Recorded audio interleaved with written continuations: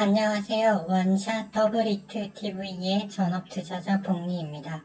이 영상은 7월 1일 오후 10시 30분에 영상을 녹화 중입니다. 미국장 국내 증시 위치만 간단하게 확인하고 이번 주에 주목해야 할 종목으로 선정한 MSC와 대봉 LS에 대해서 보도록 하겠습니다. 일단 나스닥 차트 주봉 차트입니다. 하단의 RSI 지표를 보시면 빨갛게 과열 신호가 들어왔을 때 여지없이 증시가 5에서 10% 정도 조정이 나온 걸 확인하실 수 있습니다. 최근 나스닥 빅테크 위주로 상승이 나오면서 주봉상 1월부터 2023년 1월부터 시작됐던 증시 랠리의 끝에서 드디어 7월달에 6월 말이죠. 6월 말에 과열 시그널이 들어왔습니다. 그래서 이제부터는 좀 조심해야 되는 구간으로 보고 있고요. 그 이유는 국채 시장과 통화 시장에서는 추가 긴축에 대한 우려를 반영하고 있지만 가장 규모가 작은 주식 시장만 이를 무시하고 있기 때문이고요. 나스닥 증시가 추가적으로 12% 정도만 오른다면 이미 그러면 2021년 11월에 기록했던 최고점에 근접하게 됩니다. 하반기에 물가가 다시 리바운드 될 가능성, 경기 침체가 뒤늦게 반영될 가능성 등이 여전히 남아있기 때문에 여기까지 갔을 때 과연 이 주가가 합리적인가라는 의심은 반드시 해야 하겠습니다. 그리고 곡물가와 유가 움직임도 날이 추워지면 또 달라질 수 있겠죠. 이제 국내 증시 차트를 한번 볼게요. 국내 증시, 잠깐만요. 이걸로 봐야겠군요. 국내 증시를 보시면,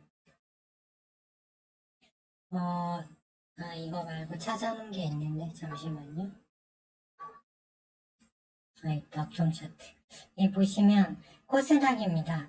1월부터 쭉 상승하던 지지 라인을 깨고 내려와서 그 밑에서 움직이고 있죠. 따라서 미국장이 반등을 했고, 월요일날 미국장이 열린 후에 화요일날 휴장이기 때문에 국내 증시는 월요일, 화요일 그동안 좀 많이 내려왔기 때문에 1.5에서 2% 정도는 위로 올라갈 수 있어요. 하지만 코스닥은 5에서 저항대를 만나게 되고 코스피 같은 경우는 하단 저점 연결 라인에서 정확히 반등이 나왔기 때문에 역시 2600포인트까지는 반등이 나올 수 있을 걸로 보고 있습니다. 그 이후로 더 오를 거냐 내릴 거냐는 이제 원달러 환율이 더 내려오느냐 여부하고 그 다음에 미국 나스닥 증시가 상승 랠리를 계속 이어갈 것인가 이제 이것이 관건이 되겠죠. 그리고 아까 미국 증시 보시면 나스닥 일봉 차트를 보면 이 저항 추세 라인을 돌파했다가 밀렸다 다시 올랐지만 아직 여기를 돌파하지 못했죠. 그래서 잘 보시면 하단에도 RSI상 과열 신호가 이렇게 들어오면 여지없이 떨어졌는데 이 구간에서도 추세 라인 살짝 돌파했다가 21선 찍고 올리는 척 하다 다시 내려왔잖아요. 이 자리 흐름하고 굉장히 흡사해요.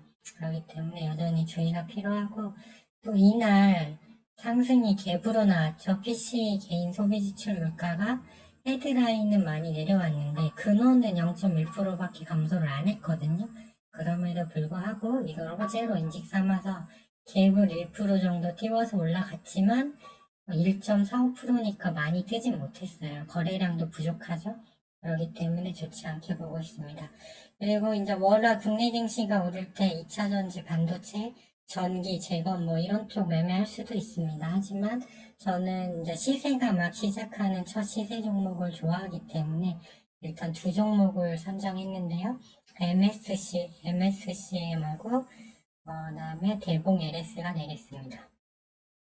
네, 이 종목을 주목해야 된다고 말씀드릴 이유에 대해서 이제 설명을 드릴게요. 먼저 지금 다음 주에 이슈화 될 수 있는 게 두 가지가 있습니다. 첫째가 뭐냐면은 7월 4일부터 7월 7일까지 세계 원자력 기구에서 이제 총장이 일본에 방문을 해요. 그래서 일본 오염수 방류에 대한 보고를 받고 기시다가 최종적으로 방류 시점을 결정할 걸로 보여집니다. 그래서 오늘 각 언론사 가장 많이 조회한 뉴스가 후쿠시마 오염수 관련이었습니다. 그런데 문제는 도쿄전력이 처음에는 37개 항목, 방사능에서 검출될 수 있는 37개 핵종에 대해서 검사를 하다가 이거를 27개로 줄였고요. 일부 일본 국회의원들이 요구하고 있는 희석을 시켜서 10년에서 15년 동안 내보내는데 문제는 총량이 그대로라는 거죠. 총량. 안 좋은 물질이 10에서 15년의 시간을 두고 나간다는 거죠. 그래서 어찌됐든 좋지 않다 이렇게 보고 있고 좀 안 좋은 소식이지만 이거에 대한 수혜주는 원래 소금이 있었는데 소금은 기술적 분석상 완전히 이제 끝났어요. 그렇기 때문에 그쪽은 제외. 그리고 이제 뭐 육개랑 이런 것들이 대체제로 소비가 될 수도 있겠지만 지금 하림이랑 이런 거 보면 거래량 부족, 추세 안 좋죠. 그래서 일단 아닌 걸로 보여지고 아직 노출이 되지 않았지만 한천이라는 또 식품 재료가 있습니다. 해조류에서 추출하는 건데요. 다양한 식품에 쓰이고 있는데 일본에서 전 세계 공급량의 20%를 차지하는 그 해초 생산 기업이 있습니다. 해초에서 추출한 그 한천을 생산하는 업체가 있는데 그 회사는 바다에서 하는데 MSC 같은 경우는 그거를 이제 그 땅에서 키운 식물에서 채취하고 있어요. 그렇기 때문에 그때 그래서 그 후쿠시마 원전 사태가 일어났을 때 MSC가 이 한천 이슈로 140% 급등한 바가 있고요. 대봉 LS 같은 경우는 방사능 완화 물질을 제조 판매하기 때문에 이 역시 MSC와 대봉 LS가 엄청난 급등을 보여준 바 있습니다. 근데 MSC 같은 경우는 호재가 하나 더 생겼습니다. 이게 지금 뭐냐면 이 아스타팜이라는 그 인공 설탕이 그 세계보건기구 산하 그 암 연구소에 따르면 이거를 7월 14일경에 논의를 거쳐서 암 유발물질로 지정한다는 소식이 있어요. 다행히도 국내 제과, 음료수, 그리고 식품 제조업체에서는 이거를 많이 사용하지 않는 걸로 나왔습니다. 또 알아보니까 아스타팜 외에도 인공 설탕 종류가 어마어마하게 많더라고요. 그렇지만 이번 인식을 계기로 해서 식물에서 스테비아에서 수출하는 스테비아 설탕이 좀 각광을 받을 수 있겠다고 보여져요. 그래서 잘 보시면 이 금요일날 대한제당이 상한가 근방까지 갔다가 밀렸죠. 왜 그러냐면 얘는 기본적으로 설탕이란 말이에요. 근데 설탕은 몸에 안 좋으니까 제로슈가 먹는 건데 호재일 리 없겠죠. 그 다음에 경인양행 같은 경우는 사카린인데 사카린은 과거에 방광암 유발 논란이 있었고 또 맛이 쓰고 몸에 안 좋다는 인식 때문에 잘 쓰지 않고 있어요. 그래서 얘도 올랐다 밀렸죠. 근데 MSC 같은 경우는 60분 봉상 5일선을 한 번도 깨지 않고 올라왔어요. 그리고 월봉으로 보면 이제 저점에서 거의 2년 만에 최고 거래량이 터진 건데 이게 하루짜리라는 거죠. 말일날 하루 거래로 주봉상 이전 거래량을 만들었는데 과거 15년 차트를 보면 이 정도 거래량이 주봉상 떴을 때 항상 30에서 120% 밴드 내에서 상승이 나왔다는 거에 주목했습니다. 그래서 일단은 저는 설탕은 좀 부가적인 거고요.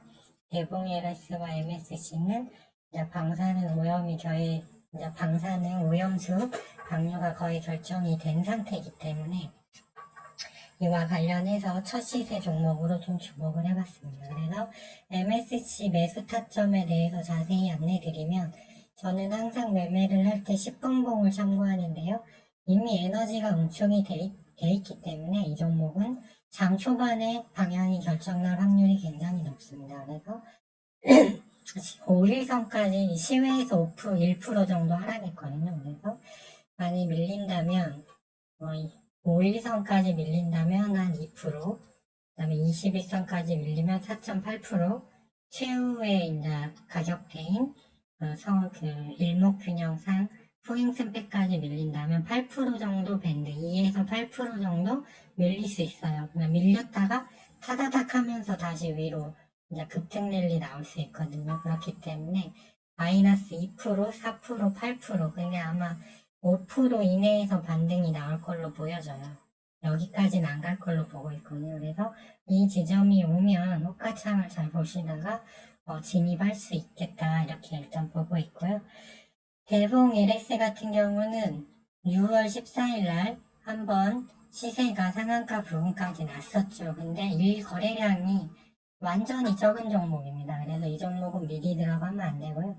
백분봉도 아직 하향 추세거든요. 그렇기 때문에 어느 지점에 잡아야 하냐면 이 6월 14일 날 올라간 자리를 잘 보면 구역구역구역 수평으로 주가가 움직입니다. 그러다가 자그만 양봉 형태가 많이 나오다가 60일선이 살짝 고개를 기는 지점에서 종가상 올려서 끝납니다. 거의 많은 급등주들이 이런 자리가 나왔을 때가 매수 맥점인 경우가 많습니다. 그러니까 이 종목은 미리 들어가지 마시고 기다렸다가 잘 보고 있다가 나중에 그 맥점을 잘 잡아야 한다 이렇게 보고 있고요. 기타 오르비텍 같은 경우 진짜 딱 같이 움직여요. 피코그램. 그래서 좀 같이 움직이는 패턴이니까. 하지만 그 중에서 이제 대봉 LS가 가장 일단은 유력한 종목이라고 보고 있어요. 유동주도 530만 주밖에 안 되고, MSC 같은 경우도 기업 실적은 굉장히 훌륭한데, 470만 주밖에 안 되기 때문에 일단은 최선호주로 MSC를 장 초반에 대응해 볼 것을 적극 추천드리고 싶습니다. 그리고 기타 반도체 2차전지, 전선주, 재건 쪽도 매매를 할 수 있겠지만 지수가 올라봤자 월 화에 1.5에서 2% 오르고 미국장 흐름에 따라서 다시 변동성을 보일 수 있기 때문에 그런 걸 살 거였으면 1, 2월에 증시가 중기 상승하는 구간에 얘네들은 들어갔어야 했다. 그런 관점으로 일단 보고 있습니다.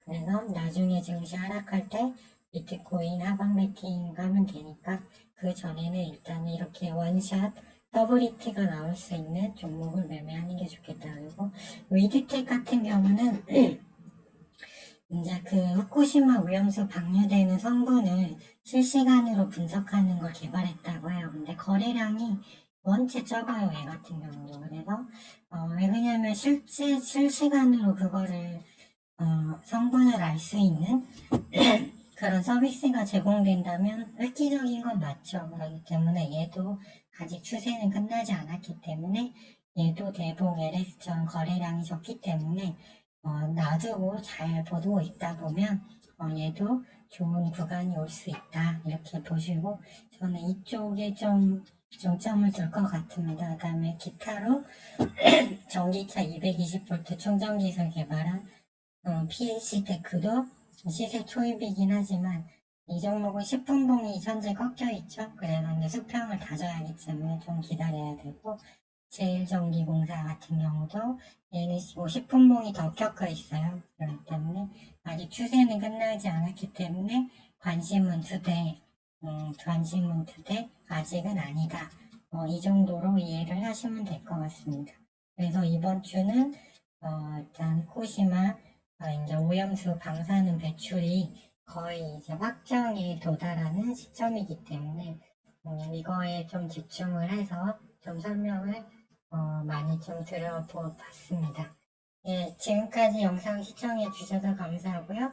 도움이 되셨다면 좋아요와 구독 신청 부탁드리고 남은 주말도 평온하게 잘 보내셨으면 좋겠습니다.